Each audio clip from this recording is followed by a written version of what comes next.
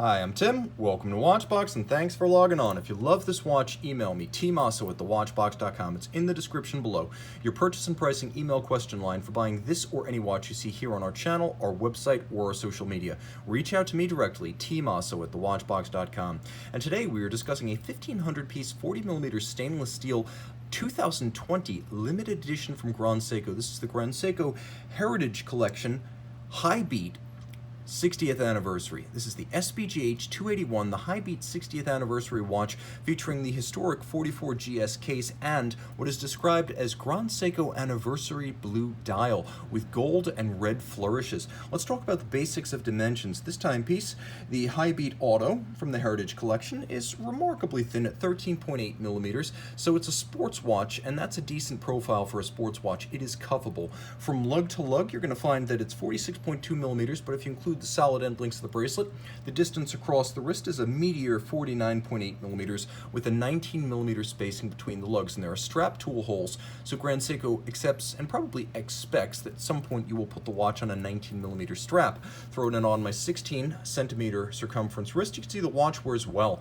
As the case is fairly compact lug to lug, it wears easily on a smaller wrist, and I can recommend for a wrist as small as 13.5 centimeters circumference. You can see it under 14 millimeters thick. There's really no issue with clearing a cuff, and it should be suitable as a dress watch if you choose to use it that way. But with a 100-meter water resistance and stainless steel and a full bracelet, it does seem sportier than dressy. As you can see, the timepiece is easy to wear and comfortable. We'll take a quick look at the hardware.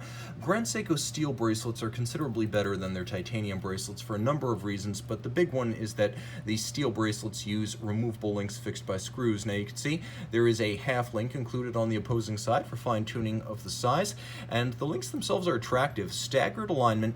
You can see the intermediates feature polished shoulders. There are polished outer faces, and then there's a lovely rolled bevel on the side of the flanking links. The clasp itself is a twin trigger release single fold, and the twin triggers ensure that it will not accidentally pop open on your wrist. Rolling over to the case, this is where things get really interesting, as well as brand distinctive. The 44GS case, which is a sort of polygonal construction. Grand Seiko calls it a polyhedron. You can see it features multiple facetings on the end of the lug profiles, almost like the compound eyes of an insect. But that juxtaposition of curves and creases is what defines the 44GS shape and has since the original in 1967. Now the black polished elements, that is the mirrored finish, this is achieved by holding the surface to be milled directly against a spinning tin plate on a Zalitz machine. The foremost practitioners of this type of hand finishing are at Grand Seiko. So this watch is externally hand finished. So it is internally, and we'll talk about that in a moment. You can see that there is a slight conical profile to the bezel, but it's inverse conical, meaning it's wider at its top than its base. The case itself is quite intricate, as you can see from the variety of facets, creases, curves, polished, and satinated elements.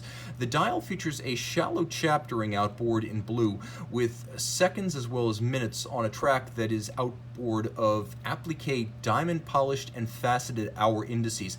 All of the dial furniture on this watch is hand finished and handcrafted, so you can see that those hands at center with their Dauphine form and their black polished razor-like facets, all of that's achieved by artisans who use diamond-tipped micrometric milling tools to create these tiny parts, which are then placed by hand.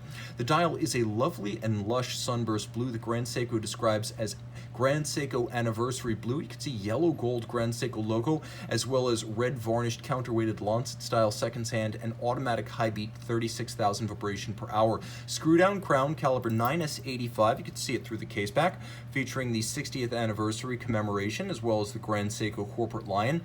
It is a hand adjusted, hand built 37 jewel movement that's adjusted in 6 positions, not the chronometer standard of 5.